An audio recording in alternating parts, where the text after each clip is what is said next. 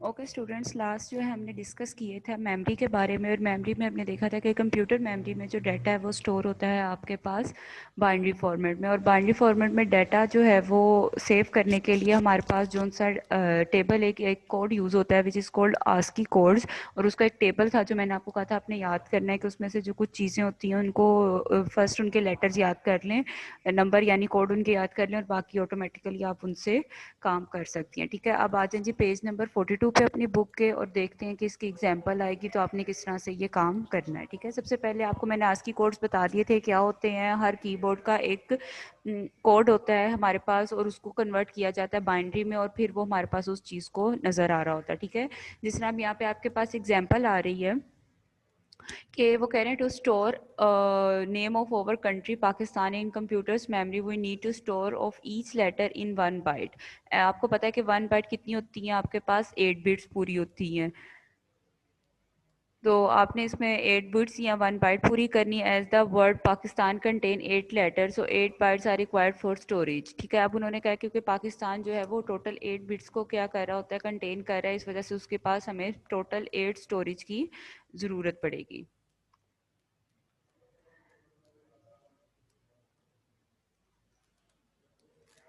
अब जो है हम इसकी एग्जांपल देखते हैं और आपको बताती हूँ कि किस तरह से आपने इनको सॉल्व करना है। ठीक है, सबसे पहले देखें कि आपने पाकिस्तान का, आपको उन्होंने कहा है कि पाकिस्तान वर्ड है, इसको कंप्यूटर की मेमोरी में सेव करना है। अब जो आपने तो कीबोर्ड से लिखना है PAKISTAN, पाकिस्तान के स्पेलिंग लिखेंगे और वो कंप्यूटर की मेमोरी में जाके सेव हो जाएगा। लेकिन कंप्यूटर की मेमोरी में आपको पता है कि वो किस फॉर्म में सेव होता है, हमेशा बाइनरी फॉर्मेट में सेव होता है। तो उसको बाइनरी में कन्वर्ट करने के लिए उसका इक्विवेलेंट आस्की कोड होता है, और उस आस्की कोड को हम फिर किस में कन्वर्ट करते हैं, बाइनरी में कन्वर्ट करते हैं। ठीक है, साथ साथ आप अपने वो पेज नंबर 41 और 42 पे जो आपके पास आस्क की टेबल है उसको साथ साथ सामने रखें ताकि आप लोगों को ये बेहतर तरीके से समझ आ जाए।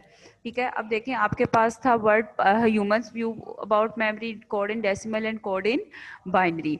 ह्यूमंस व्यू जो है उसमें आपको किस तरह लिखेंगे, आप P लिखेंगे AKISTAN पाकिस्तान, इस तरह से लिख देंगे। अब P जो कैपिटल P है अपनी बुक में देखें, उसके इक्विवेलेंट जो कोड है वो आपको नजर आ जाएगा, क्या है वो 80। स्मॉल a की इक्विवेलेंट कोड क्या होगा 97। कैप स्मॉल k की इक्वल कोड है 107। स्मॉल i की इक्विवेलेंट कोड है 105। स्मॉल s की इक्विवेलेंट कोड है 115, और स्मॉल t की इक्विवेलेंट कोड है 1166। और फिर ए से ए रिपीट हो रहा है तो ए की इक्विवेलेंट कौन सा कोड आ जाएगा आपके पास 97, और एन की इक्विवेलेंट कोड आएगा आपके पास 1110। इसलिए मैंने आपको कहा था कि मोस्टली जो इसकी एग्जांपल्स हैं वो कैपिटल लेटर्स या स्मॉल लेटर्स में आती हैं या स्पेस डॉट वगैरह के साथ आ जाती। तो मेन आप लोग ये याद कर लें, कैपिटल लेटर देख लें ए कहाँ से स्टार्ट होता है, और स्मॉल लेटर देख लें ए कहाँ से स्टार्ट होता है। बाकी आपको फिर बाकी अगर कोई वर्ड आ जाता है तो रफ पे एक टेबल बना के आपके लिए काम करना आसान हो जाएगा। ठीक है, अब आपको पता है कि किसी भी डेसिमल को बाइनरी में कन्वर्ट करने के लिए आप ये वाला एलसीएम मेथड को यूज करते हैं। ठीक है, ये कन्वर्जन मेथड आप लोग पीछे पढ़कर आए और समझ के भी आए किस तरह से सोल्व होना। जिस तरह आप देखें सबसे पहले हमारे पास क्या है, पी क्या कोड क्या था 80। तो यहाँ पे हमने 80 को क्या किया, बाइनरी में कन्वर्ट किया, और जो आंसर आया उसको हमने बाइनरी में लिख दिया। इसी तरह 97 को कन्वर्ट किया, उसके बाद 107 को कन्वर्ट, 105 को, 115, 116, और ये 97 रिपीट हो रहा था इस वजह से इसको दोबारा नहीं लिखा, और उसके बाद हमने किसको किया, 110 को रिपीट किया। ठीक है, तो अब जब भी पेपर में या आपको क्वेश्चन इस तरह से आ जाता है कि उन्होंने कोई भी आपको वर्ड दिया हो या कुछ भी कहा हो कि इसको आस्की कोड में या कंप्यूटर की मेमोरी में सेव करके दिखाएं, तो फिर आपने क्या करना है, आपने इसी तरह से इसको काम को परफॉर्म करना। आपने इनको अलग से एक दफ़ा लिखना है, उनके इक्विवेलेंट कोड लिखने, और जोन सा भी कोड होगा उसको किस में कन्वर्ट कर देना, आपने उसको बाइनरी में। और बाइनरी में कन्वर्ट करने का मेथड आपको पता है कि डेसिमल टू बाइनरी में जाने के लिए हम एलसीएम मेथड यूज़ करते हैं। इस वजह से मैं इनकी एलसीएम की डिटेल आपको नहीं बता रही, क्योंकि आप ये चीज़ें पहले पीछे से पढ़कर आए हुए हैं। ठीक है, इसकी एक और एग्जांपल देखते हैं। अब वो कह रहे हैं कि आपने स्टोर करना है नेम AB स्पेस। अब यहाँ पे स्पेस आ रही है बेटा, तो ये याद रखना है कि स्पेस का भी एक आस्की कोड है हमारे पास। आपने ये नहीं कहना कि स्पेस को भूल जाना। अगर बीच में डॉट आ रहा है, कॉमा आ रहा है, कुछ भी आ रहा है, हर एक चीज़ का एक लाजमी आपके पास आस्की कोड अवेलेबल है। आपके पास जो बुक में टेबल है उसमें कोई ना कोई उस चीज़ का भी आस्की कोड अवेलेबल है। तो इसलिए आपने उसको जब आपके पास क्वेश्चन आएगा तो आपने उसको इग्नोर नहीं करना, वो साथ बीच में इंक्लूड लाजमी करनी है। ठीक है, AB स्पेस XY। है, ठीक है। ये आपके पास ये स्ट्रिंग थी या ये एक डाटा था जिनको उन्होंने क्या कहा कि आपने कंप्यूटर्स मेमोरी में सेव कराना है, ठीक है। सबसे पहले आप इसी तरह टेबल बना लें कि ह्यूमंस व्यू किस तरह का होगा कि ए आएगा, बी, फिर क्या आएगी आपके पास स्पेस, फिर एक्स और फिर वाई। अब कैपिटल ए की इक्विवेलेंट कोड जो है वो है 65, स्मॉल बी की इक्विवेलेंट कोड है 98, स्पेस का कोड आपके पास 32, कैपिटल एक्स है आपके पास 88 और स्मॉल वाई आपके पास 121, ठीक है। सेम हमें जब आस्की कोड्स पता चल जाएंगे तो बाइनरी में कन्वर्ट करना हमारे लिए क्या हो जाएगा, उसको आसान हो जाएगा। तो ये चीज़ों का आपने ख़ास ख्याल रखना है कि आपने जब उसको कन्वर्जन करनी है तो आपने जो है इसी तरह से आप कन्वर्ट करें उसको, ठीक है। तो आस्की कोड्स आपको नज़र आ रहे हैं आपकी स्क्रीन पे। अब आपने उनकी कन्वर्जन भी आपको पता चल रही है कि किस तरह से आपने इनको कन्वर्ट करना है अपने पास, ठीक है। तो ये आपके पास तरीका है उनको आपके पास किसी भी आस्की कोड को बाइनरी में कन्वर्ट करने के लिए। आस्की कोड को बाइनरी में कन्वर्ट करने के लिए जो मेन चीज़ है वो आपको जो है उसकी आपको पता होना चाहिए कि आपके पास जो उसका आस्की करैक्टर का कोड क्या है, और अगर आपको कोड प्रॉपर पता होगा तो उसी तरह आपने नीचे उसको बाइनरी में कन्वर्ट करना है और उसके बाद लिख देना। और ये कन्वर्जन क्वेश्चंस में साथ साथ आप लोगों ने करके दिखानी है, ठीक है। मोस्टली ये शॉर्ट क्वेश्चन आता है और ये इतना आप लोगों को होगा इतना लंबा शॉर्ट, तो इतना लंबा शॉर्ट ही आपने इसी तरह से इसको लिखना है, ठीक है। हर एक कोड की कन्वर्जन आपने करनी है। हाँ, जो रिपीटिंग नंबर्स हैं उनकी बेशक आप लोग ना करें, कोई मसले वाली बात नहीं है, लेकिन आपने टेबल में उनको लाजमी लिख देना ताकि उनको लिखते वक्त आपको याद रहे। जिस तरह पाकिस्तान में था आपके पास कि ए 2 दफ़ा रिपीट हो रहा था, तो आप एक दफ़ा उसकी कन्वर्जन लिख दें, 2 दफ़ा करने की ज़रूरत नहीं है, ठीक है। ये थे हमारे पास आस्की करैक्टर की कन्वर्जन। इसी तरह आपको जो है ये बहुत से तरीकों से आपके पास कुछ भी वो स्ट्रिंग आपको दे सकती हैं, कोई भी डाटा आपको दे सकते हैं और कह सकते हैं कि आपने जो है अपना उसको कन्वर्ट करना है आस्की कोड में या कंप्यूटर मेमोरी में उसको सेव करवाना है। जब भी क्वेश्चन कंप्यूटर मेमोरी में सेव करवाने के बारे में आएगा तो आपने वहाँ से बात समझ आनी है कि आपने उस स्ट्रिंग को किस तरह से काम को परफॉर्म करना है, यानी आपने उसको किस तरह से उसमें सेव करवाना है, ठीक है। अब नीचे एक्टिविटी आ रही है आपके पास 2.6, ये आज आपने करनी है जब आप आफ्टर लेक्चर जब आप तैयारी करेंगे अपनी, कि right your complete name and give it representation in binary format, ठीक है। वो कह रहे हैं कि आपने अपना नाम लेना है, उसको उसकी इक्विवेलेंट आस्की कोड लेना है और उसको किसके में कन्वर्ट करना है, आपने बाइनरी फॉर्मेट में कन्वर्ट करना है, ठीक है। अब आपने ये काम खुद से करना है, अपनी असाइनमेंट आपने कंप्लीट करनी है, और अगर कोई आपको कन्फ्यूजन होगी तो आप मुझसे पूछ सकते हैं, ठीक है। ये सेम जिस तरह हमने पाकिस्तान को किया इसी तरह आपने अपने अपने नेम को किस में कन्वर्ट करना है, बाइनरी फॉर्मेट में कन्वर्ट करना आप लोगों ने।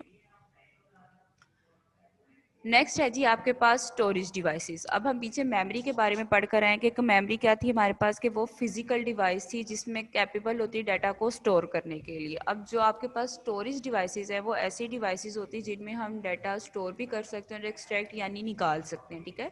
तो ऐसी डिवाइसेस क्या कहलाती हैं, हमारे पास स्टोरेज डिवाइसेस होती हैं। और ये जो है डिवाइसेस हमारे पास जो डाटा है वो टेम्परेरी और परमानेंट दोनों तरह से होल्ड करती हैं। और दूसरी बात कि ये एक्सटर्नली भी होती है हमारे पास और इंटरनली भी यूज हो रही होती हैं, ठीक है। इसलिए इनको क्या कहा जाता है, प्लग एंड प्ले डिवाइसेस भी बोला जा रहा होता है। जिस तरह यूएसबी है, यूएसबी भी तो एक स्टोरेज डिवाइस है आपके पास, और आप पीछे पढ़कर आए कि यूएसबी क्या है, एक प्लग एंड प्ले इंटरफेस है आपके पास, इस वजह से कि वो एक्सटर्नली अटैच होती है। और अगर कोई और हो आपके पास तो वो इंटरनली हार्ड डिस्क है, जिस तरह वो भी आपके पास एक स्टोरेज डिवाइस है, तो वो आपके पास क्या होती है, इंटरनली अटैच होती है, और आप उसको उसमें डाटा सेव भी कर सकते हैं और उससे एक्सट्रैक्ट भी कर सकते हैं, ठीक है। अब आ जाए जी इसकी डेफिनेशन देखते हैं। Any computing hardware that is use for storing, porting and instructing data is called the storage devices. Can hold or store information about temporary and permanent. It can also be internal or external to a computer. And external storage devices in a plug and play device, यानी जो external devices होंगी वो कौन सी होंगी आपके पास, plug and play के उनको लगाओ और उसी वक्त आप क्या कर लो, उनको यूज कर दो। Just we plug it to some port and start using it without running off a computer. To attach an internal storage device, hard disk और RAM, we need to turn off the computer. यानी आपके पास जो external devices होती हैं उसके लिए आपको जो है अपने कंप्यूटर को ऑफ करने की ज़रूरत नहीं होती, उनको सिर्फ आप डालते हैं और उसके बाद आप क्या कर लेते हैं, उनको यूज़ कर लेते हैं। लेकिन जिस तरह आपके पास इंटरनल डिवाइसेस हैं, स्टोरेज डिवाइसेस आपकी हार्ड डिस्क या रैम, उसके लिए क्या होता है कि आपको पहले कंप्यूटर को बंद करना पड़ता है और फिर आप उन डिवाइसेस को कनेक्ट करते हैं उनकी फिक्स स्लॉट के साथ, ठीक है। इनकी एग्जांपल कौन सी है स्टोरेज डिवाइसेस की? आपके पास RAM, hard disk, CD, USB, flash drive etcetera, ये थी आपके पास स्टोरेज डिवाइसेस। इसकी मार्किंग आपने यहाँ स्टार्टिंग से करनी है, एनी कंप्यूटिंग हार्डवेयर डिवाइसेस से लेके आपने करना है, ये फोर्थ लाइन में लिखा हुआ है is a plug and play devices. उसके बाद आपने करना है यहाँ से to attach an internal storage, और एंड तक आपने इसको काम करते हैं, ठीक है। तो और ये आपके पास स्टोरेज डिवाइसेस थी, और इसके बाद आपने इसकी एग्जांपल साथ लाजमी देनी है, ये शॉर्ट क्वेश्चन आपके पास बन जाएगा। इसके बाद बेटा ये जरा इंपॉर्टेंट डिफरेंस आपके पास आ रहा है, differentiate between memory and storage. Memory और स्टोरेज में क्या फ़र्क होता है, ठीक है, वो देखते हैं कि मेमोरी और स्टोरेज में क्या फ़र्क है हमारे पास। सबसे पहला तो मेमोरी को देखते हैं कि मेमोरी क्या होती है कि place where application loads its during data during processing, यानी प्रोसेसिंग के दरमियान जब एप्लीकेशन लोड हो रही होती है तो वो क्या कहलाती है हमारे पास? मेमोरी। और स्टोरेज क्या होती है कि वो डाटा, जहाँ पे डाटा हमारे शॉर्ट या लॉन्ग टर्म के लिए स्टोर हो रहा होता है, ठीक है। पहला डिफरेंस क्या है? मेमोरी वो स्पेस है जहाँ पे एप्लीकेशन लोड करती है अपना डाटा प्रोसेसिंग के दौरान, जबकि स्टोरेज क्या है? वो प्लेस है जिसमें डाटा स्टोर होता है हमारा शॉर्ट या लॉन्ग टर्म के लिए। दूसरी चीज़ आ जाती है कि मेमोरी जो है वो टेम्परेरी होती है, टेम्परेरी स्टोरेज डिवाइस है, और स्टोरेज जो होती है हमारे पास क्या होती है? परमानेंट स्टोरेज डिवाइस है। लेकिन अभी हम पढ़कर आए हैं कि स्टोरेज जो है वो परमानेंट और टेम्परेरी दोनों होती है हमारे पास। तो वो डिफरेंस बनाने के लिए उन्होंने कहा कि मेमोरी जो होती है वो, हमने उसकी एग्जाम्पल में रैम पढ़ी थी मेमोरी में, तो मेमोरी जो है वो टेम्परेरी है, और स्टोरेज जो होती है वो क्या होती है हमारे पास? परमानेंट स्टोरेज डिवाइस होती है। मेमोरी जो है वो लेसर इन साइज होती है, और स्टोरेज जो है वो हमारे पास क्या होता है? ग्रेटर इन साइज होती है। Memory high assessing speed, memory की हाई असेसिंग स्पीड इसलिए होती है क्योंकि ये सीपीयू के बिल्कुल साथ लगी होती है, जबकि स्टोरेज की लो असेसिंग स्पीड होती है वो इस वजह से क्योंकि ये एक्सटर्नली अटैच होती है, या हार्ड डिस्क अगर आप भी अटैच करते हैं इंटरनली भी तो वो सीपीयू से ज़रा दूर होती है। जो कॉन्सेप्ट है ये सारा चैप्टर 4 में आप लोग पीछे रीड करके आए हुए हैं। It is called primary memory, it is called secondary memory, यानी मेमोरी जो होती है वो आपके पास प्राइमरी मेमोरी कहलाती है, और स्टोरेज जो होती है वो आपके पास क्या कहलाती है? सेकेंडरी मेमोरी कहलाती है। ये एक माइनर सा डिफरेंस था आपके पास, इसको अच्छी तरह से याद कर लीजिएगा बेटा, ये भी इंपॉर्टेंट है फॉर शॉर्ट क्वेश्चन। नेक्स्ट जो क्वेश्चन है वो हमारे पास आ रहा है, measurement of size of computer memory के। कंप्यूटर मेमोरी के साइज को मेजर किस तरह से किया जा सकता है? इसमें भी आप ये टेबल पीछे पढ़कर आए थे जिसमें bit, byte, kilobyte, megabyte, gigabyte, terabyte और पेटाबाइट की आप लोगों ने पहले से पढ़ी थी, ठीक है। इसमें एक बिट और बाइट की डेफिनेशन आ रही है, उसको मार्क कर लें। साथ ही सबसे पहले ये आ रही है, the smallest amount of data to be stored in computer memory is 0 और 1, इट इज कॉल्ड बिट। ये बिट की डेफिनेशन है कि आपको पता है कि 0 और 1 जो होती हैं वो हमारे पास क्या होती हैं? बिट्स, और कलेक्शन ऑफ 8 बिट्स हमारे पास क्या बना देती हैं? एक बाइट बना देती हैं, ठीक है। A collection of 8 bits is called byte, at least 1 byte is required to store any piece of information in computers storage, ठीक है। फर्स्ट 3 लाइंस में आपके पास ये जो यहाँ से लेके यहाँ तक आपके पास बिट की डेफिनेशन है, उसके बाद ये यहाँ से लेके कंप्यूटर स्टोरेज तक का, कलेक्शन से लेके कंप्यूटर स्टोरेज तक आपके पास बाइट की डेफिनेशन है। ऑन बोथ प्राइमरी और secondary storage devices data is store in a form of bytes. ये आप एमसीक्यूज के तौर पे याद रख लें कि जो बोथ आपके पास चाहे सेकेंडरी मेमोरी हो या प्राइमरी मेमोरी हो, आपके पास या सेकेंडरी स्टोरेज या प्राइमरी स्टोरेज हो, आपके पास जो डाटा है वो सेव हमेशा किस फॉर्म में होता है? बाइट्स की फॉर्म में सेव होता है। साइड पे ये टेबल है, ये भी आपने बेटा याद करना है। आपके राइट साइड पे यूनिट्स ऑफ डाटा उन्होंने दिखाई कि बिट क्या होता है कि smallest unit of data that can hold only one value, 0 और 1। बाइट क्या होता है? Group of 8 bits, enough space to show single ASCII character, यानी हमने ऊपर भी पढ़ा है कि आस्की करेक्टर्स में हमने कितनी बिट्स को सेव करना होता है? 8 बिट्स को सेव करना होता है। उसके बाद उन्होंने आगे आपको वैल्यूज दी हुई हैं कि 1 KB जो होता है वो 1024 बाइट्स की इक्वल होता है, MB उसकी पावर 2 बाइट्स, 1 GB उसकी 1024 की पावर 3 बाइट्स, 1 TB जो होता है 1024 की पावर 4 बाइट्स, और 1 PB पेटा बाइट जो होता है वो 1024 की पावर 5 बाइट्स होता है। ये टेबल आपने MCQs के लिए याद रखना है, और इसमें से बिट और बाइट की डेफिनेशन को आपने याद करना है, ठीक है। और इसके अलावा इसके बाद हमने बूलियन अलजेब्रा का टॉपिक था, ये हमने क्लास में पढ़ लिया हुआ है। अब जो है इसमें आपने अगर ये आपको मार्किंग वगैरह मैंने सारी करवा दी थी और मैंने आपको बता दिया था कि आपने किस तरह से करना है। चैप्टर 2 जो था वो यहाँ पे कंप्लीट हो गया हमारा। 3 पोर्शंस थे, तीनों पोर्शंस हमने इसके रीड कर लिए हैं। यानी पहला हमारे पास कन्वर्जन थी, दूसरा मेमोरी और स्टोरेज था और तीसरा ये कंसिस्ट कर रहा था हमारे पास बूलियन अलजेब्रा के ऊपर। तो ये तीनों पोर्शंस हमारे कंप्लीट हो गए हैं। अब जो है इंशाल्लाह कल हम इसकी एक्सरसाइज करेंगे और आगे का बाकी काम जो है हम आगे स्टार्ट करेंगे।